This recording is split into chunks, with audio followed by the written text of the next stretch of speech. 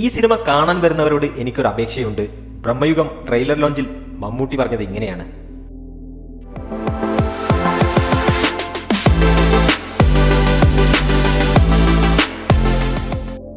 Cinema പ്രേമികൾ ഈ വർഷം ഏറെ പ്രതീക്ഷയോടെ കാത്തിരിക്കുന്ന സിനിമകളിലൊന്നാണ് ബ്രഹ്മയുഗം. ഭൂതകാലത്തിന് ശേഷം രാഹുൽ സദാശിവൻ സംവിധാനം ചെയ്യുന്ന ചിത്രമാണിത്. ഒരുപാട് കാലത്തിന് ശേഷം പൂർണ്ണമായും ബ്ലാക്ക് ആൻഡ് വൈറ്റിൽ ഇറങ്ങുന്ന സിനിമയെന്ന പ്രത്യേകതയും ബ്രഹ്മയുഗത്തിനുണ്ട്. ചിത്രത്തിന്റെ ട്രെയിലർ ലോഞ്ച് അബുദാബിയിൽ അൽവാദ മാളിൽ നടന്നു.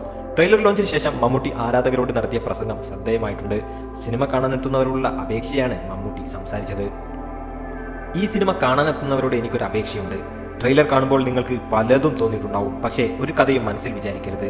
സിനിമ കണ്ടിട്ട് ഞങ്ങൾ അങ്ങനെ വിചാരിച്ചു ഇങ്ങനെ വിചാരിച്ചു എന്ന് തോന്നാതിരിക്കാൻ വേണ്ടിയാണത്. ഈ സിനിമ ഒരു ശൂന്യമായ മനസ്സോടുകൂടി വന്ന് കാണണം. എങ്കിൽ മാത്രമേ ഈ സിനിമ ആസ്വദിക്കാൻ പറ്റുള്ളൂ.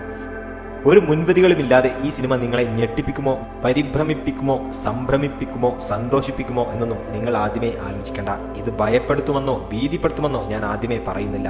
ഇത് മലയാള സിനിമയിൽ പുതിയൊരു അനുഭവമായിരിക്കും. നമ്മൾ വർണ്ണങ്ങളിൽ കാണുന്ന പല കാഴ്ചകളും ബ്ലാക്ക് ആൻഡ് വൈറ്റിൽ കാണിക്കുന്ന സിനിമയാണിത്. 18-ാം നൂറ്റാണ്ടിന്റെ അവസാനത്തിൽ നടക്കുന്ന കഥയാണ് സിനിമയ്ക്ക്. ഈ കാലഘട്ടത്തിലാണ് പോർച്ചുഗീസുകാർ ആദ്യമായി ഇന്ത്യയിലേക്ക് വരുന്നത്. അത് ഇന്ത്യയുടെ സാംസ്കാരിക രാഷ്ട്രീയ ചരിത്രത്തിൽ വലിയൊരു മാറ്റമുണ്ടാക്കിയിട്ടുണ്ട്. അതിന് ഈ കഥയിൽ വലിയ പ്രാധാന്യമുണ്ട്. അത്രമാത്രമേ ഈ സിനിമയെ പറ്റി ഇപ്പോൾ പറയാനാകൂ. വേറൊരു കഥയും നിങ്ങൾ ആലോചിക്കരുത്. മമ്മൂട്ടി ഇങ്ങനെയാണ് പറഞ്ഞത്.